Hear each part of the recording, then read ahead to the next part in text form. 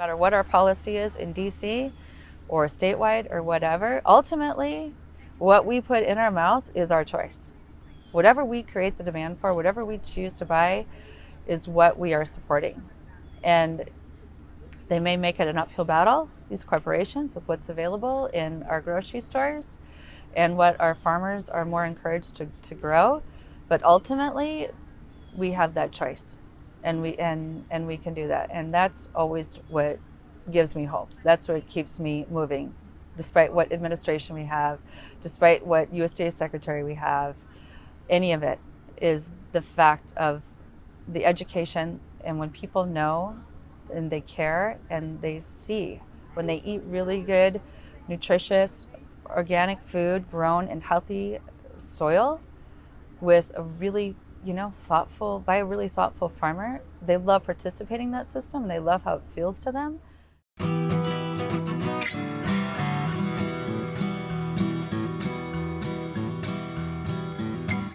Welcome to the Real Organic Podcast. I'm Linley Dixon, co-director of the Real Organic Project.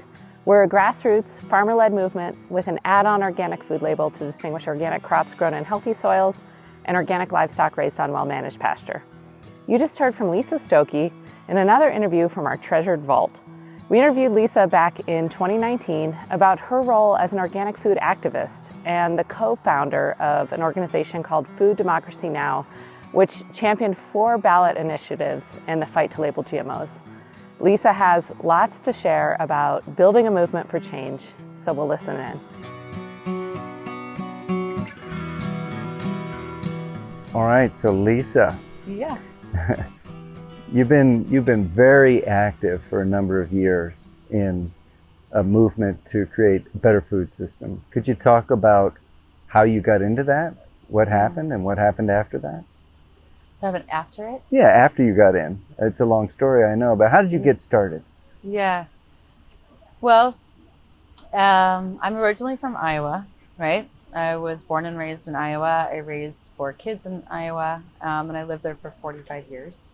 I have a family of what people would say conventional farmers who are not organic or biodynamic or whatever. So I have uncles who have farmed their whole lives. My grandparents farmed their whole lives. So I had on both sides of my family, and this was something I realized later on after I had become an activist, and I kind of started asking myself this question, like, why am I doing this? Where does this really come from within me? And I was pretty far along the path, being an activist after I'd started Food Democracy Now! With my then partner, Dave Murphy, in late 2008. And it was probably a good 5 or 6 years before I really started to say, what is it in me that feels like I really need to be doing this? And I did find out that there was a lot of influence from my family growing up.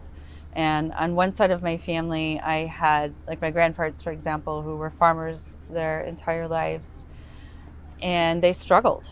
They really struggled. They both died in poverty. And, very hardworking people, good people. They were like what people think of as like old-fashioned farmers. They had hogs, they had dairy cows, they had chickens, they had geese, they had crops, they did the whole thing, but they could never make it work financially. And my grandfather actually had to get a second job at Hormel, to make ends meet. And then on the other side of my family, I had an uncle who, the thing that I see in my mind is go big or get out. He went really big. And when he retired from farming, he had millions, and these huge, monstrous equipment, that you see on YouTube and whatever, right? That was him. And they did very, very well financially. So on one side, I have farmers on both sides of my family, my parents' sides. And one was really, really wealthy, and one was, like I said, in poverty. And both really hard workers. I think both good farmers, right? But I got a chance to really see growing up without even really knowing what I was observing, because I visited them both a lot, the holidays, every holiday at both places. What kind of caused that? And so such a disparity And so what I came to understand that a lot of it was because of policy, right? It was government policy and regulations and how farmers were really encouraged to farm. And so farmers were rewarded in the Midwest, at least, for getting really big, for having these big, many hundreds of acres or thousands of acres, right? And the only way to do that, right, is to do genetically engineered corn and soybeans, right? And so when you take a look at that and you say, okay, so it's really awesome that my one uncle is doing really well financially. I feel great for him. But what about my other side of my family, my grandparents, who also really worked their tails off and took good care of their animals and, produced good food, and they couldn't make it? Why is that? And then having 4 kids, and you get to see like what's available for food. I think those were my connectivity moments that I didn't put together all at once, but really over time, I did. And so the place that I plugged into it was initially was through the environment.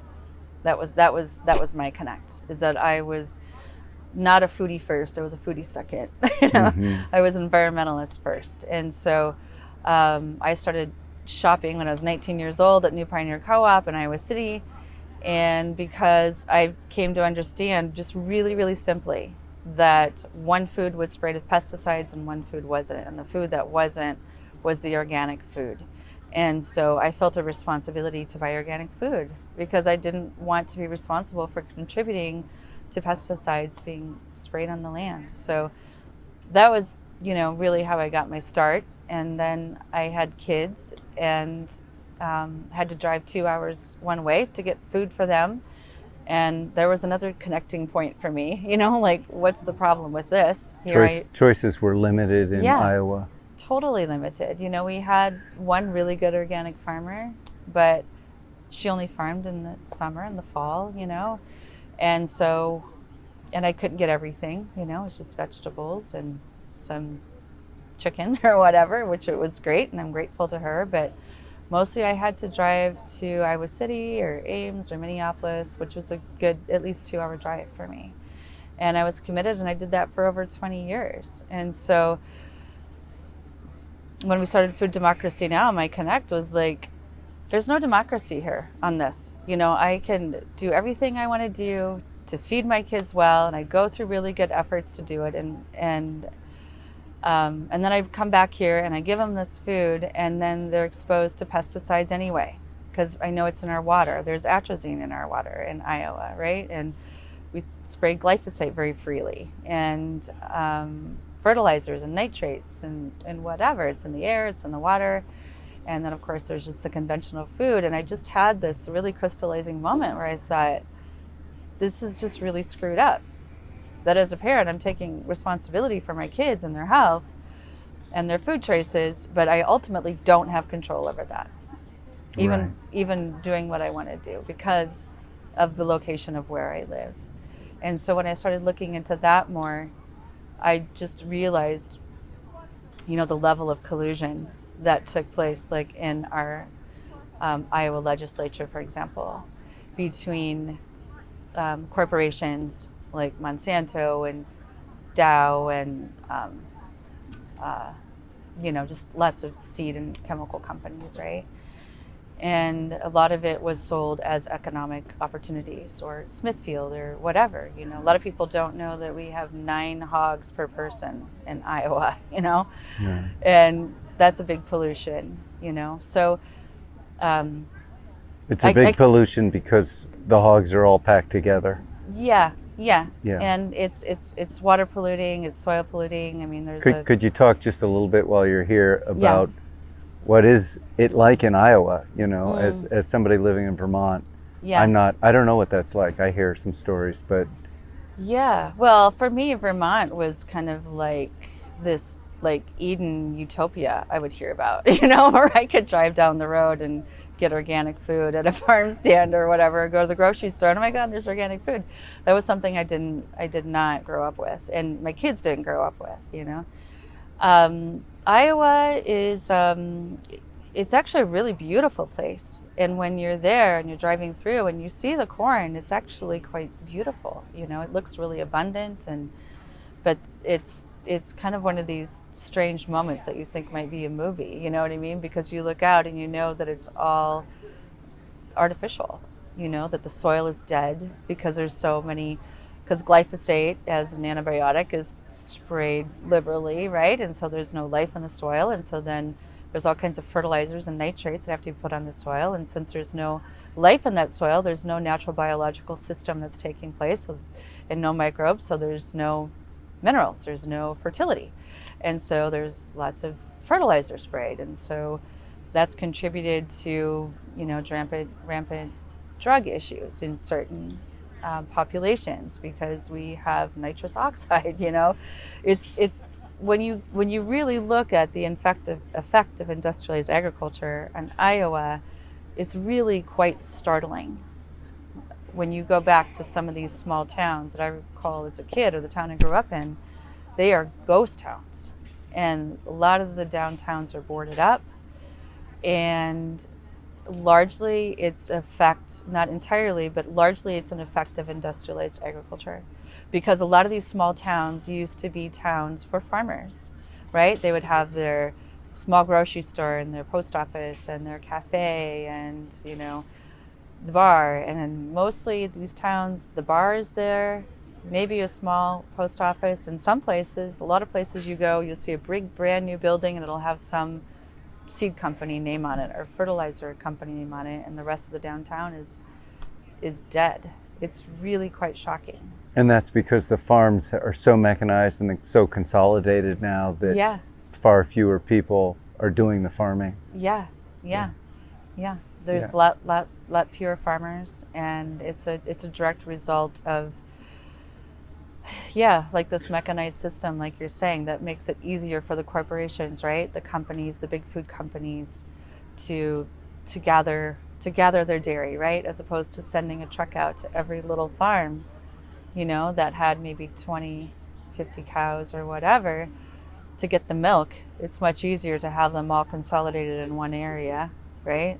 Right. And then you only have to send one truck out, you know, as an example, you know. Right. So it's all subject to this much larger industrialized system. Are most of the farms at this point separated? One farm grows plants, crops, and another one grows animals, but they're not integrated? Yeah, that's definitely true. It's mostly like confinements, hog confinements. We are the largest chicken egg laying place, our state, you know, there. A lot of people don't know that.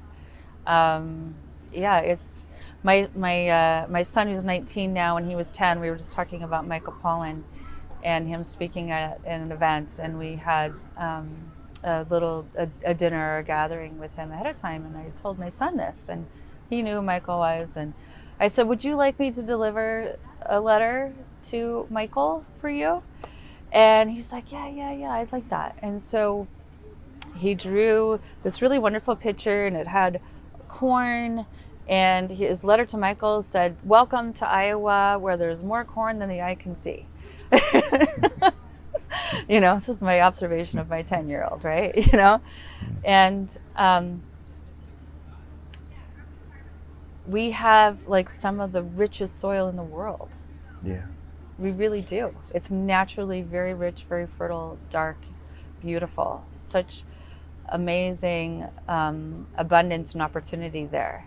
And it's mostly just genetically engineered corn and soy that goes 40% for ethanol, a significant portion towards animal feed, animals in confinement mostly, and like high fructose corn syrup. That's what farmers grow.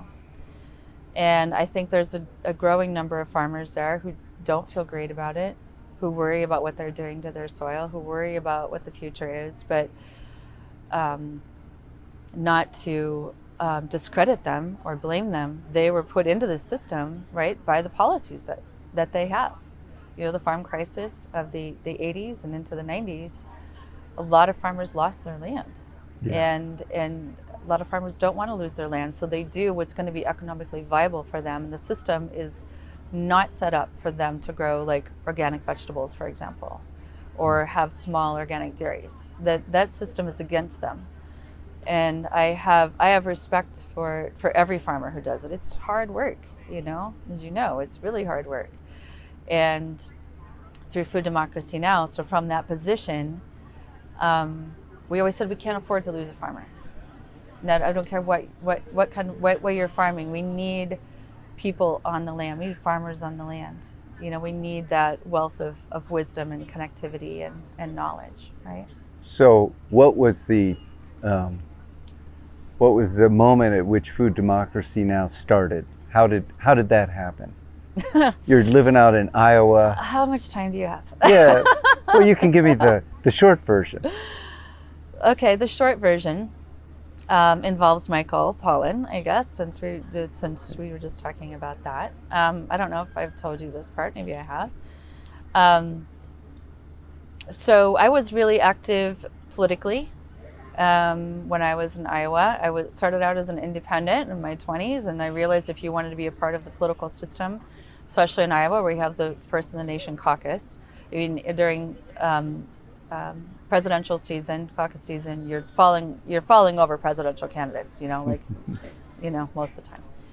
And so I was always very involved politically. I chose the Democratic Party because that was mostly aligned with where I was at that time, so I could be involved. So I was always very involved. So I became really involved in the Obama campaign, and did like precinct captain, and got the opportunity to introduce him to my community and meet with him a couple of times. We put on Dave and I, for Iowa Farmers Union, put on a presidential summit so that farmers could get their issues in front of presidential candidates, and presidential candidates could address rural concerns, right? And so it was really a beautiful moment. We had Obama came, and John Edwards and Hillary Clinton and Joe Biden, and we had a host of Iowa senators and reps and farmers, and it was really, really wonderful. And so at this event, because of the work that was being done with the Obama campaign, they, I don't know how to say this, but they felt that it was a good idea to call for labeling of GMOs, because they were told that would do really well for them in Iowa. And of course, a lot of Iowans didn't know about GMOs. So at this event, Obama called for labeling of GMOs, and we had him on camera, and we ended up releasing that in 2011, I think. But this was in 2007. And so that was kind of, I would say, the opportunity of when we started to take more of a national stage. This is still before Food Democracy Now, right? And so I continued with my political campaigning and doing my volunteer work. I had a slow food group that I led in Iowa with my friends Paul and Phyllis Willis, who started Nyman Ranch Pork, and we had really great time doing that. So I did a lot of those kinds of things locally and throughout the state. And so then when Obama was elected in November of 2008, and he was appointing people, we were wondering, Paul was in DC, and he called up Dave and he said, "Who is Obama thinking of for Secretary of Agriculture?" And he was like, "Well, I don't know." So he looked it up, and he was like, "Oh my God." And we saw it was like a lot of industrialized or blue dog Dems who were for industrialized agriculture, basically. So I thought, we got to do something. And so Dave wrote this letter, did it with Michael Pollan and Paul, and the three of them signed this letter and sent it in to the Obama transition team. And we didn't get a response, right? And so Dave was like, we need more people onto this letter. So we went out and we got like 90 people that are like leaders in the environmental and food movement, like Wendell Berry and Wes Jackson and Fred Kirschman and Bill McKibben and Alice Waters, and it was just really an amazing list of people throughout the U.S. And then we got a call, right? They said, "Okay, we'll have a call with you," right? So they had a call with us, and Michael was on it, and Alice was on it, and we were on it. We talked with the Obama transition team, and we said, we really want you to think about when you're appointing a Secretary of Agriculture that they have a background in sustainability, and we believe in, Alice talked about organics, and all of this stuff. And so, and this was the year Omnivore's Dilemma was released in 2007, so that was that era and whatever. And so still, it was kind of radio silence, And so we were like, we need more people. And so we put this online, this letter online, and we made a petition out of it. And in 10 days, we had like 57,000 people. It just went totally viral.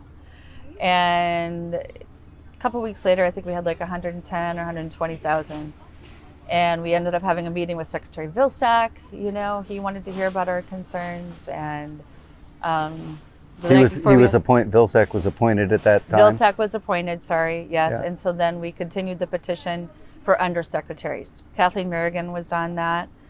And our petition was widely credited for putting her more up in a higher position of deputy secretary. I don't know if that's true or not, but a lot of people were saying that. And the night before we had our meeting with Vilsack was when they announced her deputy secretary position. And we talked with Kathleen, and it was really a cool moment, right? And so after all that was done, it took about 3 months, probably 4 months, people like Michael Pollan and groups like Farm Aid who are supporting us were saying, you guys have a really unique perspective because you're from the Midwest. And a lot of food groups, they felt at that time, nationally, were from the coasts. And Michael said, it'd be really great if you guys stick around. And so we did. And from there, we just took a lot of action on things like Farm Bill and USDA regulations and, of course, genetically engineered foods and crops, and made people aware of that, and pesticides. And I think a lot of issues that your average person didn't really know about so much. And that's how we started anyway. Yeah, that's great. Yeah. You guys got very involved in the GMO labeling campaign. We did. Yeah, we really did. Yeah. We were a part of starting the Ballot initiative in California, along with some other really good companies and organizations like Organic Consumers Association and Dr. Bronner's and Center for Food Safety. And how many Ballot initiatives were you involved in? 4. 4. 4. California, Washington, Oregon, and Colorado. And you lost all by a whisker, right? A whisker. Yeah. It was just over 800 votes in Oregon. That was amazing. Heartbreaking. Yeah. That was a hard one. I still think we won it fair and square. Yeah. It was in a recount, and that's a whole story right there to tell of how the industry kind of strong-armed a number of people there. And but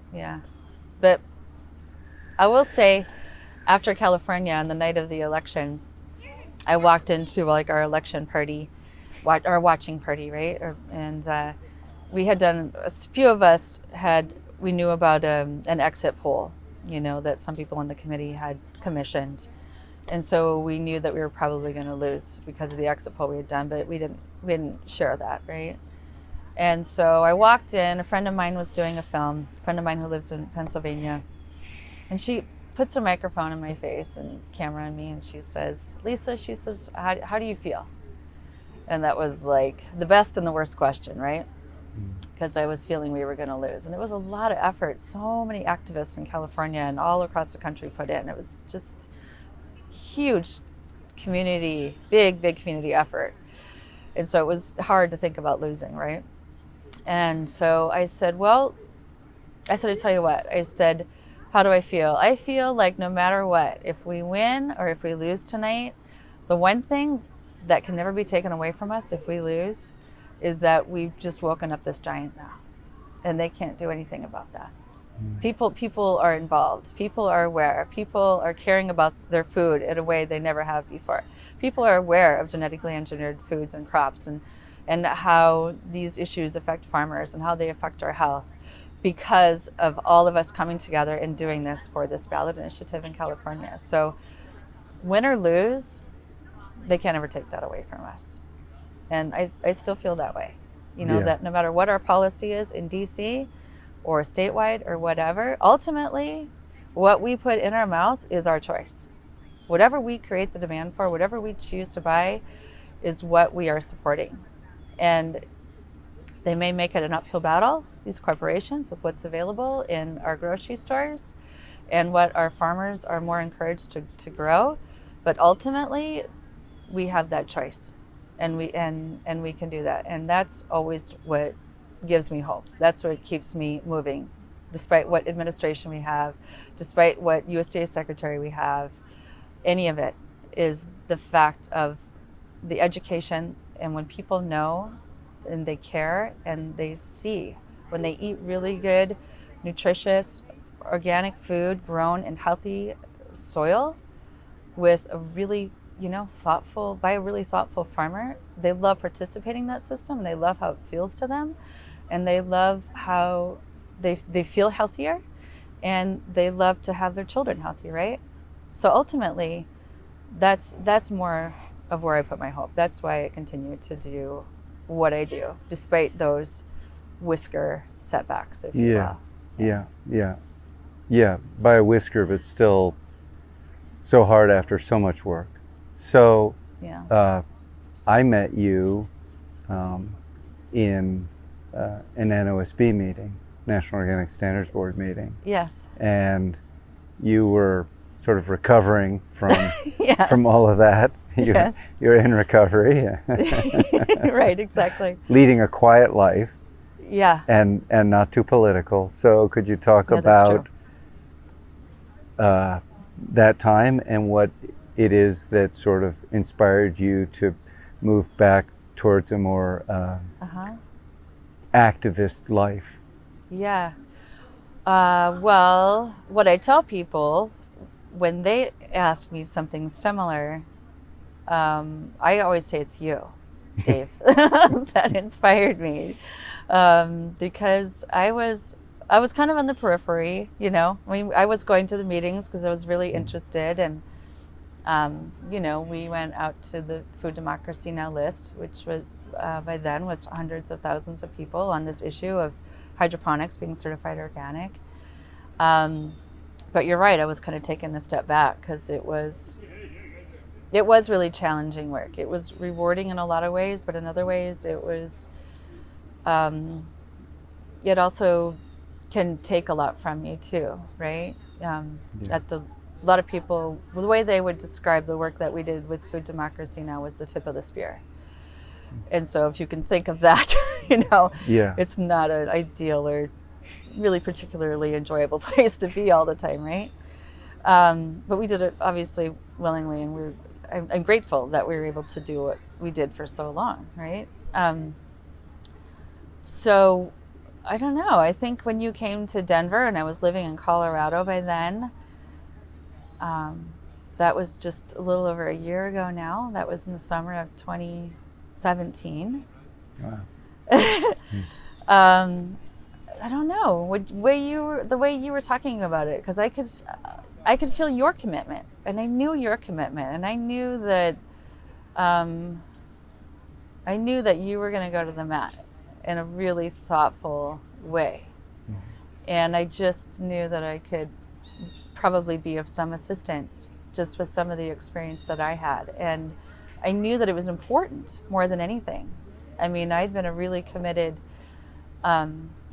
organic consumer since I was 19, which now is 30 years, actually. I think I said 25 earlier. I think I was making myself younger than I am. It was 30 years. I could just see that this was the watershed moment that you also saw, right? That if we lost on this, that we really stood to lose a lot. And I had been to a lot of National Organic Standards Board meetings for a number of years. And my first one was in Portland, Oregon. I don't know how many years ago it was now, but it's been a number of years, and I was shocked. I was so shocked at how it all operated, in these, side rooms in a semi-fancy hotel with really reserved kind of people. And that was just not I don't mean when I say reserved, but I mean the atmosphere was reserved, right? I shouldn't qualify the people, but it's kind of very gray. it is gray. Yeah, that's a good way to put it. Yeah. And bureaucratic, right? And because a lot of people that show up are really kind of more the companies, right?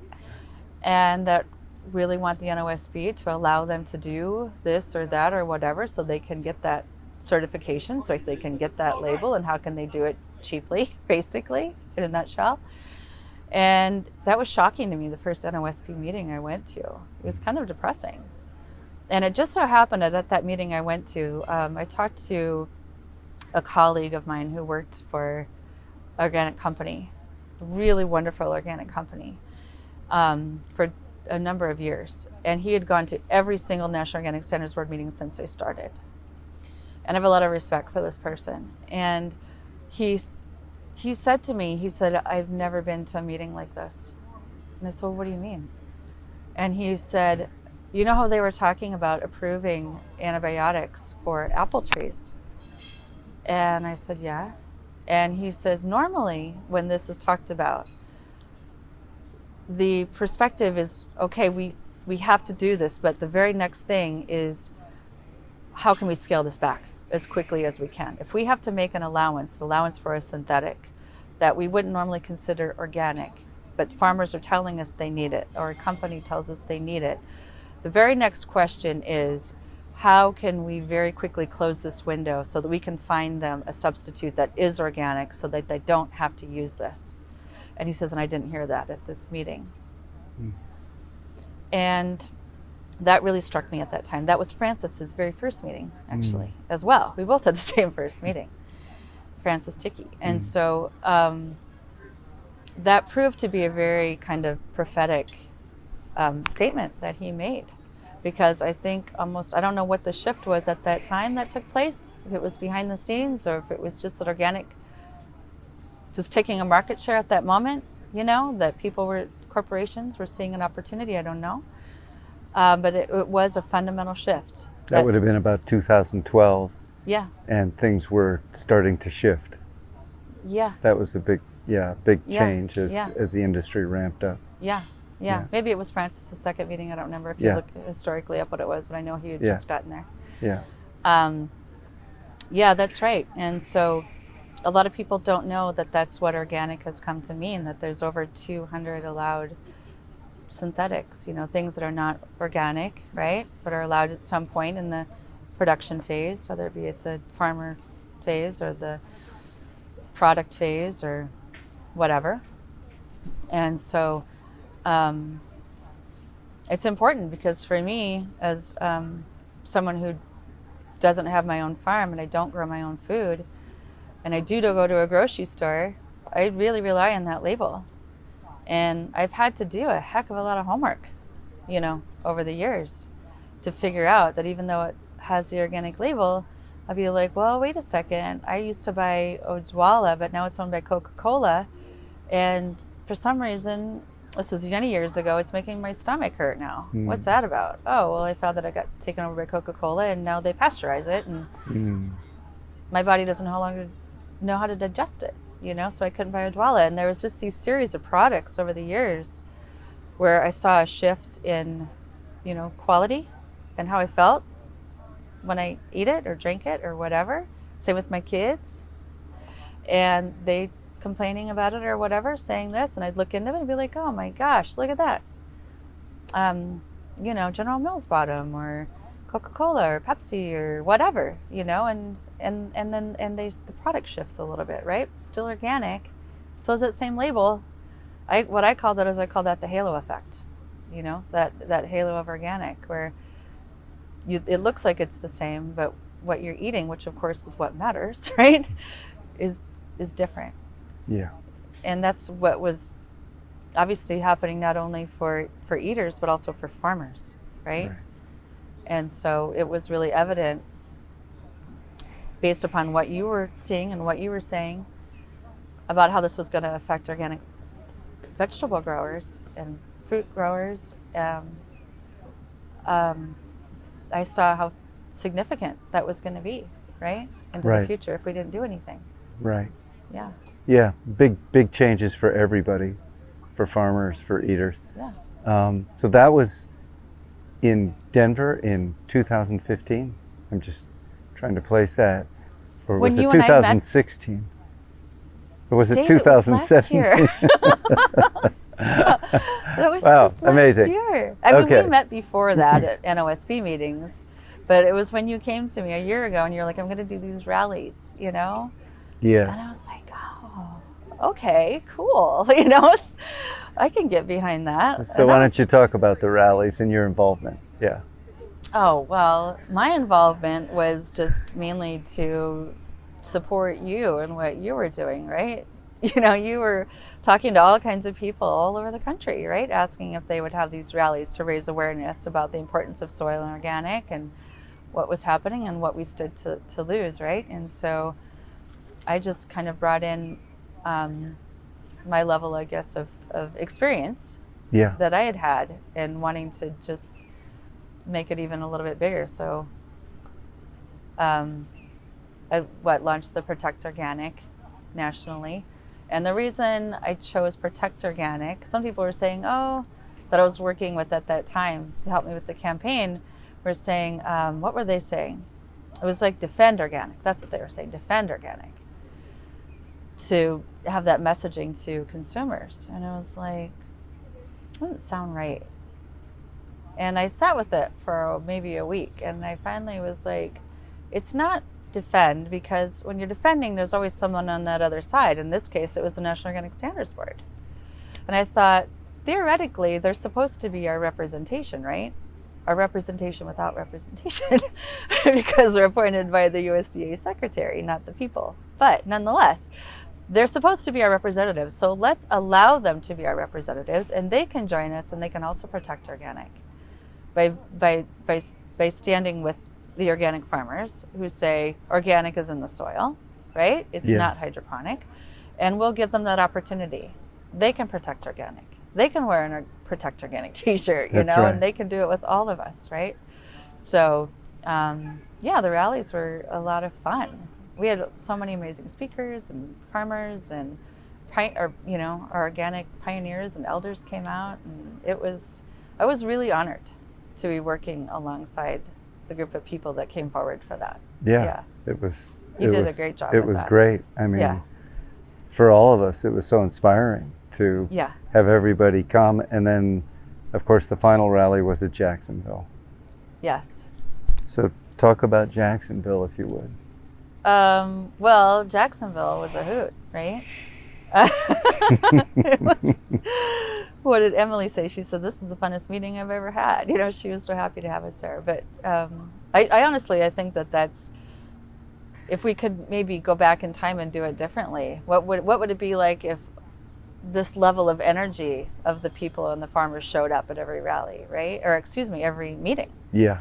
Every National Organic Standards Board meeting. So the National Organic Standards Board meeting, which took place starting, October 30th through November 2nd, right? And so we had a rally put together. We did a march, and it was amazing who was there. The farmers that spoke on behalf of organic was so inspiring. Yeah. Fred Kirschman and Dave Brownback. Mike Brownback. Mike Brownback, and yeah. Elliot Coleman. He put me in tears, Mike Brownback. Yeah. Jim And Riddle and Tom Bedard. Tom and, Bedard. Yeah, Jim and Anais. Jack Algier and Yeah. Maddie. Yeah. Maddie Kempner. Maddie Kempner. She was great. Yeah, a lot of really amazing people came forward. So one thing that I was struck by is that the people who spoke were so eloquent, and almost all those people also went and testified during the meeting, not Yes. just at the rally. Yes. And all the farmers at the rally also went and testified. Yes. And after 2 days of testimony, it was so amazing that I think people actually thought we were going to win, because how could we not? I started to think that. Yeah. Yeah. Yeah. So, but we didn't win the vote. No. No. Well, it's just like with Prop 37, right? Right. We didn't win, but it really started something else, didn't it? Yeah. Right? Yeah. Yeah. It could have been over there. It could have been the end of it. Right. Yeah, they were so close to all this happening quietly and no one noticing. Yeah. And that was the concern. Yeah. Is this what we want? So this was our chance to raise the issue, which Yes. we did. So, but we did lose the vote. Actually, rather dramatically. We didn't even take a majority Right. of the board, which was an enormous reversal from 7 years earlier, where it was 14-1 to prohibit 2010. hydroponic. Yeah. And of course, that was ignored. But so here we are, and we came back. Could you talk about your involvement with the Real Organic Project, which was the child of all that? It's what came out of that. Yeah. Well, I serve on the board, which we call the executive board, I guess, because we have 3 boards, which are all amazing people, right? Yeah. So I serve on the board of the nonprofit, and we get to meet every week and check in. I mean, it's just really, really amazing the level of ownership and involvement that people have with Real Organic Project. It's so inspiring. I think a lot of people really feel inspired by it. And I think especially in these times where people who advocate for issues of environment and food and health and our future are feeling quite discouraged, right now in 2018 with, what the administration has been doing in rolling back a lot of the great gains that we've had. I think that this is one of the most hopeful, if not the most hopeful, projects out there, where people really are coming together, just like I was saying earlier, and just really doing something about it. This is our food. We're the farmers. We're growing it. For me, I'm the eater. I'm eating it. Let's just make it what we want, right? Right. This is our food system. Yeah. And so that's, I guess, that's my involvement, right? That's great. That's great. So we should probably close soon, but do you have a few thoughts about the future, about your hope? What are the opportunities that have presented themselves that maybe we didn't used to see, but that you see them now? Yeah. I think I'm one of those, I'm a little bit, I don't want to say I'm a rare breed, but I'm hopeful no matter what. I mean, I really am. I mean, you saw my rare moment, I think, at the night of the vote, where you kind of had to cheer me up a little bit at night, in the hotel hallway. But I jumped right back in right after that, right? Yeah. I get discouraged when I get discouraged maybe when other people don't see the really the power that they have, right, to speak up. That I see that we have the numbers. We've always had the numbers, of the people who, like I was saying earlier, want to, continue to have a planet that's thriving, or have a planet that's thriving, right? To continue to see the trees growing and the sun shining in a way that we're all comfortable in, right? That's not so scorching hot, that we're not contributing to this problem with what we're doing. And agriculture is like the biggest contributor, right? Most people want that. Whether we're arguing over what we're going to call it, if we call it climate change or global warming or whatever, however they divide us, I only get discouraged when I feel like people don't see the great opportunity that we have, right? That we have the numbers, that ultimately there's no planet B, right? Ultimately, we all need to live here together. And the only way that we can do that is in working in harmony with nature. And just as it happens to be, when we work in harmony with nature, we are growing the food that is the best for us. We feel really good growing it. We feel good supporting the farmers who grow it. We feel good eating it. And it makes it so our water is not polluted. It makes it so our soil will continue for our future generations, our next 7 generations. And I think ultimately, no matter where you are on the political spectrum or what your socioeconomic positioning is, I don't think it matters. Ultimately, we all need that because we're all humans, right? And so when people can have that light bulb moment that we really do have the power, corporations, a lot of people get really frustrated with corporations. I get really frustrated with corporations. People get frustrated with our administration. I do too. But ultimately, once we all wake up and really just do even something that affects us daily, like eating and growing food, we are contributing so significantly to the reduction of carbon in the atmosphere, to our own health, to making our children healthier. When you look at epigenetics, because we're helping our grandchildren too and our great-grandchildren, right? Mm-hmm. And it's all just by eating great food, right? And so that's where I see the hope. I really do see the hope in people. I know that most of the food that people buy, like what Enid was saying earlier, 95% of overall food, I think it's a little bit less than that now, but at least 90% of it bought is produced industrially, right? And it's imported and it's shipped all over the world.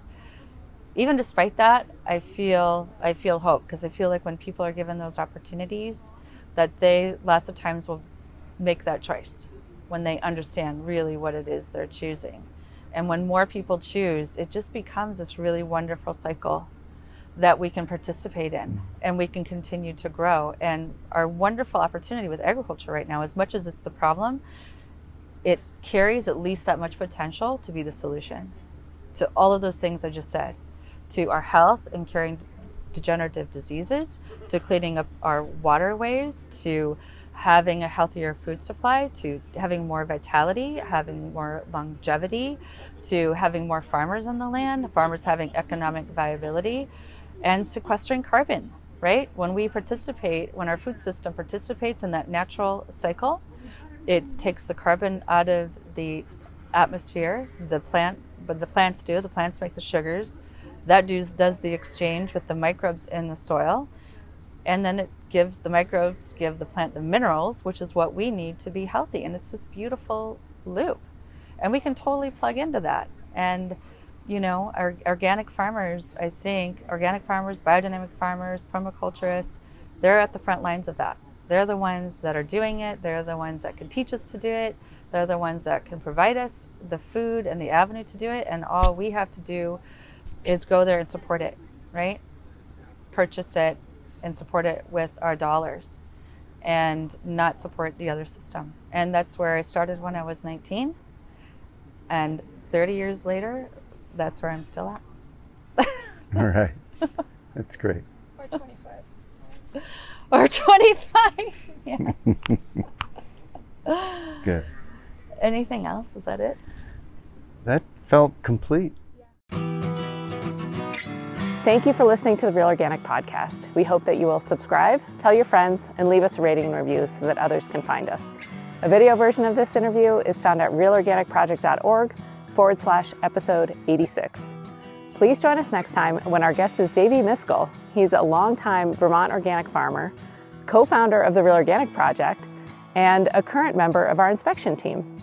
To support this podcast and our certified farms, become a recurring donor at realorganicproject.org and get the benefits of being a real friend, including our book club, where you can ask many of our favorite authors your questions. Dan Barber's book club was awesome yesterday, and our next guest is Liz Carlisle. She's the author of Healing Grounds, The Lentil Underground, and Grain by Grain, written with previous book club guest Bob Quinn. I hope to see you there.